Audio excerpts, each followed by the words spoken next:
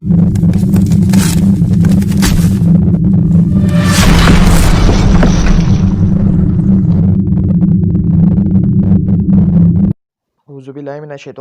बिस्मिल्लाहिर्रहमानिर्रहीम। मैं हूँ साजिद खान और आप देख रहे हैं बायो पॉइंट। स्टूडेंट्स, ये है 9 class biology chapter number 4 cells and tissues. आज का हमारा टॉपिक है वो है सेल मेम्ब्रेन। जैसे कि पिछले लेक्चर में हमने डिस्कस किया था कि सेल की जो स्ट्रक्चर होती है इसको हम 2 कैटेगरीज के अंदर डिवाइड करते हैं। पहले कैटेगरी इसके अंदर हम इसको डाल लेते हैं नॉन ऑर्गेनिल स्ट्रक्चर। इसके अंदर हमारे साथ वो हिस्से आते हैं सेल के जिसको हम ऑर्गेनिल नहीं कह सकते, लेकिन ये सेल के अंदर एक खास फंक्शन को परफॉर्म कर रहे होते हैं। सबसे पहले हमने इसके बारे में डिस्कस किया था कि इसके अंदर सबसे पहले सेल वॉल आती है। तो पिछले लेक्चर के अंदर हमने इसको डिटेल से पढ़ा था। और इसके बाद आती है सेल मेम्ब्रेन, इसके बाद साइटोप्लाज्म और फिर साइटोस्केलेटन आती है। तो आज का हमारा जो टॉपिक है वो सेल मेम्ब्रेन के ऊपर होगा।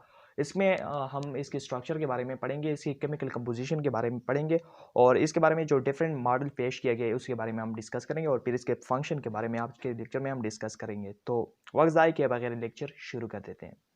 स्टूडेंट्स, तो सेल मेम्ब्रेन को हम कुछ इस तरह डिफाइन कर सकते हैं कि the semi permeable membrane that surrounding the cytoplasm of a cell, यानी एक ऐसा मेम्ब्रेन, एक ऐसा जेली जो सेमी परमिएबल होता है। अब हम कहते हैं कि जो सेमी परमिएबल हम किसे कहते हैं, तो सेमी का मतलब है होता है हाफ एंड परमिएबल का मतलब होता है पार, यानी किसी चीज़ को पार करने की जो सलाहियत होती है तो उसको परमिएबिलिटी कहते हैं। यानी ये मेम्ब्रेन जो होता है ये सेमी परमिएबल होता है। सेमी परमिएबल हम इसे कहते हैं कि ये बाज़ चीज़ों को जो है सेल के अंदर जो है जाने देता है और बाज़ चीज़ों को जो है ये सेल के अंदर जाने नहीं देता, तो ये सेमी परमिएबल होता है। और दूसरा जो होता है that surrounding the cytoplasm of a cell, कि जो सेल को जो साइटोप्लाज्म होती है जितना का जो हिस्सा होता है, यानी न्यूक्लियर मेम्ब्रेन से लेके सेल मेम्ब्रेन तक जो इलाका होता है इसको हम साइटोप्लाज्म कहते हैं।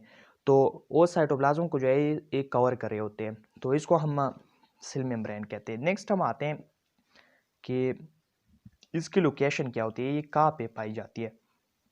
तो outermost boundary of animal cell, कि जो एनिमल की जो सेल होती है ये सबसे इसकी जो बैरूनी जो मेम्ब्रेन होती है, बैरूनी जो बाउंड्री होती है, तो ये यहाँ पे मौजूद है। यानी यहाँ पे एक सेल हो गया, फॉर एग्जांपल मैं यहाँ पे ड्रा कर रहा हूँ, फॉर एग्जांपल ये एक सेल हो गया, एनिमल का सेल की मैं बात कर रहा हूँ। और ये जो है ये इसकी जो आउटर जो बाउंड्री है, तो ये इसकी हो गई सेल मेम्ब्रेन। और अगर हम प्लांट सेल की बात करें तो प्लांट सेल के अंदर यहाँ पे प्लांट सेल हो गई या बैक्टीरिया हो गई या एल्गी या फंजाई जो है, ये सेल मेम्ब्रेन जो है सेल वाल से नीचे जो है पाई जाती है। फॉर एग्जांपल मैं यहाँ पे ड्रा कर रहा हूँ, ये सेल है फंजाई या प्लांट की है जो भी है, तो ये सेल है। तो इसके ऊपर यहाँ पे होते हैं सेल वाल, फॉर एग्जांपल ये सेल वाल हो गया। और इसके नीचे जो यहाँ पे पाए जाते हैं, तो इसके नीचे यहाँ पे सेल मेम्ब्रेन पाए जाते हैं। तो ये प्लांट और बैक्टीरिया या एल्गी फंजाई की मैं बात कर रहा हूँ, तो ये सेल वाल से नीचे जो है पाए जाते हैं। अच्छा, ये तो हो गई इसकी लोकेशन। नेक्स्ट हम आते हैं इसकी केमिकल कंपोजिशन क्या होती है, यानी ये किन किन ऐसे केमिकल से बनी हुई होती है। तो ये 3 केमिकल से बनी हुई होती हैं, प्रोटीन से और लिपिड्स एंड कार्बोहाइड्रेट्स। तो प्रोटीन की अगर हम परसेंटेज की बात करते हैं तो ये प्रोटीन 40% से लेकर 50% इसके अंदर प्रोटीन होती है। और सेकंड पर हम बात करते हैं लिपिड्स, इसके अंदर 50% लिपिड होती है और कार्बोहाइड्रेट ये लिटिल अमाउंट में इसके अंदर पाए जाते हैं और ये तकरीबन 10% होते हैं। तो ये सारे कुल मिला के जो है ये 100% बनता है। और कुछ यूकैरियोटिक सेल जो है इसके अंदर स्मॉल अमाउंट ऑफ कोलेस्ट्रॉल भी पाई जाती है। तो ये तो हो गई इसकी केमिकल कंपोजिशन। नेक्स्ट हम आते हैं इसके बाद जो है इसकी स्ट्रक्चर कैसी होती है। तो स्ट्रक्चर की अगर हम बात करें तो मुख्तलिफ़ किस्म के जो मॉडल्स पेश किए डिफरेंट साइंटिस्ट ने और इसके स्ट्रक्चर को एक्सप्लेन किया, लेकिन हमारे साथ जो ज़्यादा मानने वाली जो मॉडल है जो जिसको सबसे ज़्यादा अच्छा माना जाता है, तो इसको हम फ्लूइड मोज़ेक मॉडल कहते हैं। फ्लूइड मोज़ेक मॉडल ये सबसे ज़्यादा मोस्ट एक्सेप्टेबल मॉडल है जो सेल मेम्ब्रेन के स्ट्रक्चर को जो है बयान करता है। तो फ्लूइड मोज़ेक मॉडल की अगर हम बात करें तो तो ये फ्लूइड मोज़ेक मॉडल, इसका मतलब क्या हो गया? फ्लूइड हम ऐसी चीज़ को कहते हैं जिसमें बहने की सलाहियत मौजूद हो, लेकिन जिसका मतलब ये हुआ कि एक जगह से दूसरी जगह जो है बह सकते हैं, जिसमें अंदर जो है फ्लूइडिटी मौजूद हो, तो इसको हम फ्लूइड कहते हैं। मोज़ेक हम किसे कहते हैं? फ्लूइड। मोज़ेक का मतलब होता है अजीब व गरीब, लेकिन इसका मतलब ये हुआ कि इसके अंदर जो प्रोटीन वगैरह होते हैं, तो ये इसके अंदर कोई ओरिएंटेशन नहीं होती है, इसके अंदर कोई तरतीब नहीं होती, ये बेतरतीब जो है इधर उधर पड़े रहते हैं इसके अंदर जो प्रोटीन वगैरह होते हैं। अच्छा, ये मॉडल जो है किसने सबसे पहले प्रपोज किया था? तो ये 2 साइंटिस्ट थे, सिंगर और निकोलसन। ये 2 साइंटिस्ट थे, इसने जो है ये इस मॉडल के जो है सबसे पहले बनाया और इसको बयान किया। इसके मेन पॉइंट्स की अगर हम बात करें तो सबसे पहले कहते हैं कि cell membrane consist of lipid bilayer in which protein molecules that float about while some stay embedded in the membrane. कि जो सेल मेम्ब्रेन होती है ये लिपिड बाइलेयर पर मुश्तमिल होती है। लिपिड बाइलेयर का मतलब ये हुआ कि 2 लेयर्स होती है, 2 तह होती है प्रोटीन लिपिड की, और इसके अंदर जो है प्रोटीन के जो मॉलिक्यूल होते हैं, कुछ तो इसके ऊपर जो है ऊपर के जो सतह होती है ये प्रोटीन मॉलिक्यूल हो गया, सॉरी, फॉर एग्जांपल ये प्रोटीन का कवर हो गया, लिपिड का, सॉरी, और ये जो प्रोटीन होते हैं कुछ जो है इसके ऊपर जो है ऐसे प्लॉट कर रहे होते हैं, और while some embedded in the membrane, कुछ जो है मेम्ब्रेन के अंदर जो है एम्बेडेड होते हैं, यानी इसके अंदर मौजूद होते हैं। फॉर एग्जांपल यहाँ पे हो गया ये रेड वाला जो आप देख रहे हैं ये प्रोटीन हो गया। Protein which are floating on membrane is called extrinsic protein. जो प्रोटीन इसके ऊपर प्लॉट कर रहे होते हैं, ऊपर तैर रहे होते हैं, तो इसको हम एक्सट्रिंसिक प्रोटीन कहते हैं। और protein which are embedded in the membrane is called intrinsic protein. और जो प्रोटीन इसके अंदर जो है एम्बेड होते हैं, जो जिसके अंदर एम्बेड होते हैं, यानी इसके दरमियान में होते हैं, तो इसको हम इंट्रिंसिक प्रोटीन कहते हैं। अच्छा, फिर कहते हैं कि carbohydrate are also present in the form of glycoprotein and glycolipid. इसके अंदर केमिकल कंपोजिशन के अंदर भी हमने बात किया था कि कार्बोहाइड्रेट इसके अंदर 10% तकरीबन होती है, तो इस किस फॉर्म में मौजूद होती है?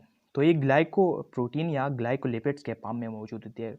ग्लाइकोप्रोटीन का मतलब ये हो गया कि ग्लाइको का मतलब है कार्बोहाइड्रेट एंड प्रोटीन का मतलब वो, लेकिन इसका मतलब ये हुआ कि ग्लाइकोप्रोटीन क्या चीज़ होती है कि जब ग्लाइकोजन प्रोटीन के साथ जो है अटैच हो जाते हैं तो एक स्ट्रक्चर को बना देते हैं जिसको हम ग्लाइकोप्रोटीन कहते हैं। अच्छा, ग्लाइकोलिपिड्स हम किसे कहते हैं? ग्लाइको का मतलब है कार्बोहाइड्रेट और लिपिड का मतलब हो गया लिपिड। तो जब कार्बोहाइड्रेट लिपिड के साथ मिल जाता है तो ये एक ग्लाइकोलिपिड को बनाते हैं। यहाँ पे डायग्राम के अंदर आप देख रहे हैं ये है फ्लूइड मोज़ेक मॉडल जो ने पेश किया था।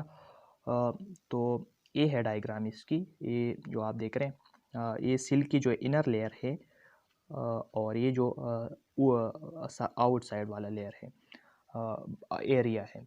तो इसके अंदर आप देख रहे हैं ये जो पिंक कलर की जो आप देख रहे हैं ये लिपिड है। ये लिपिड ये 2 तह होती है, एक तह ये हो गया, एक लेयर ये हो गया, और एक लेयर ये हो गया, तो ये बन गया लिपिड बाई लेयर। ये क्या बन गया? लिपिड बाई लेयर बन गया। और इसके अंदर जो प्रोटीन की उन्होंने बात की है, तो ये जो ग्रीन स्ट्रक्चर आप देख रहे हैं ये इसके अंदर जो प्रोटीन एम्बेड हो रहे होते हैं, तो इसको हम इंट्रिंसिक प्रोटीन हम इसको कहते हैं, इंट्रिंसिक प्रोटीन हम इसको कहते हैं। और दूसरा जो कुछ प्रोटीन्स के ऊपर प्लॉट कर रहे होते हैं, तो ये यहाँ पे आप देख रहे हैं ये जो स्ट्रक्चर आपको जो एक ग्रीन वाला ऑप्शन आपको दिखाई दे रहा है यहाँ पे, तो ये जो है बेसिकली ये क्या होता है? ये एक्सट्रिंसिक प्रोटीन होते हैं। एक्सट्रिंसिक प्रोटीन हम किसे कहते हैं कि जो प्रोटीन जो इसके ऊपर तैर रहे होते हैं, तो इसको हम एक्सट्रिंसिक प्रोटीन कहते हैं। और ये जो लिपिड यहाँ पे दिखाई दे रहे हैं आपको, तो ये कुछ इस तरह का होता है। यहाँ पे मैं ड्रा कर रहा हूँ, ये इसका हेड हो गया और इसके टेल्स हो गए। तो ये जो टेल्स हो गए यहाँ पे ये हाइड्रोपोबिक होता है। हाइड्रोपोबिक का मतलब ये होगा कि ये जो है वाटर के अंदर जो है ये सॉल्युबल नहीं होता, और ये जो है ये इसका जो टेल होता है ये हाइड्रोपेलिक होता है, यानी ये वाटर के अंदर जो है ये डिज़ाल्व हो सकते हैं।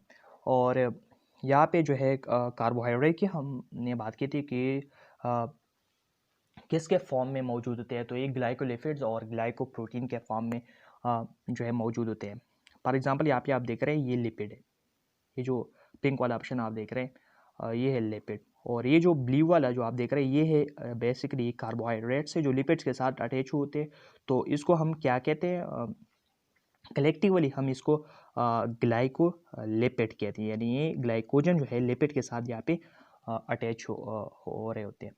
अच्छा, नेक्स्ट हमने बात की कि ग्लाइको प्रोटीन के फॉर्म में जो है कहाँ पे मौजूद होते हैं। तो ये जो आप देख रहे हैं ये वाला स्ट्रक्चर, तो ये कार्बोहाइड्रेट ये ब्लू वाला और ये प्रोटीन के साथ अटैच हो रहे होते हैं। तो इसको हम बेसिकली कलेक्टिवली हम इसको कहते हैं ग्लाइको प्रोटीन, यानी ये प्रोटीन के साथ जो है अटैच हो रहे होते हैं। इसका काम क्या होता है, ये रिसेप्टर के तौर पर काम करते हैं, जो फॉरेन जो मटेरियल आती है और माइक्रोब्स वगैरह आती है उसको डिटेक्ट करती है। नेक्स्ट इसकी फंक्शन की अगर हम बात करें, सेल मेम्ब्रेन को अल्लाह ताला ने ऐसे नहीं बनाया, इसको एक ख़ास फंक्शन के लिए जो है बनाया है, और ये सेल के अंदर एक ख़ास फंक्शन को परफॉर्म कर रहे होते हैं। तो फंक्शन की अगर इसकी हम बात करें तो सबसे पहले इसका फंक्शन क्या होता है, all the transportation or cell is done by cell membrane. जितने भी जो ट्रांसपोर्टेशन होती है सेल के अंदर, जितने भी मटीरियल अंदर जाते हैं इसके अंदर जो अंदर आते हैं या इसके बाहर जो भी मटीरियल आते हैं, तो इसको यहाँ पे सेल मेम्ब्रेन से गुजरना पड़ेगा। नेक्स्ट सेकंड पे कहते हैं it provide the shape to the animal cell, कि जो एनिमल की जो सेल होती है इसको शेप यानी शक्ल प्रोवाइड करती है। अच्छा, थर्ड नंबर पे इसकी फंक्शन क्या है, it provide support to the animal cell, यानी ये जो एनिमल की जो सेल होती है इसको सपोर्ट फराहम करती है। फोर्थ इसकी जो एक बेसिक जो इसकी फंक्शन है, तो glycoprotein and glycolipid act as a receptor for many enzyme foreign particle etcetera, कि जो भी ग्लाइकोप्रोटीन और लिपिड जो मौजूद होते हैं इसके सरफेस पे जो मौजूद होते हैं। यहाँ पे आप देख रहे हैं ये ग्लाइकोलिपिड्स हैं और ये ग्लाइकोप्रोटीन्स हैं। तो ये रिसेप्टर के तौर पर काम कर रहे हैं। फॉर एग्जांपल यहाँ पे आउटसाइड द सेल, यहाँ पे ये एरिया जो आप देख रहे हैं ये आउटसाइड द सेल है। यहाँ पे कोई माइक्रोब वगैरह आ गया वो सेल को जाने की कोशिश करते हैं, तो सबसे पहले जो है ये यहाँ पे अटैच हो जाते हैं। तो इसको जो है ये रिसेप्टर के तौर पर काम करते हैं, इसको पहचान लेते हैं, तो इसको अंदर जाने नहीं देता। तो ये रिसेप्टर के तौर पर काम करते हैं एंजाइम और माइक्रोब्स वगैरह के लिए। तो ये तो था आज का लेक्चर जिसके अंदर हमने पढ़ा सेल मेम्ब्रेन के बारे में। इस तरह अगर आपको हमारी ये लेक्चर अच्छी लगी हो तो वीडियो को लाइक करें और चैनल को भी सभी सब्सक्राइब करें, और अपनी सवाल के जवाबात जो है हम आपको व्हाट्सअप या फेसबुक ग्रुप में दे। अगर आपका कोई क्वेश्चन हो इस लेक्चर के बारे में तो आप कमेंट के अंदर जाकर हमसे ही पूछ सकते हैं। Thank for watching and enjoy this video. Thank you.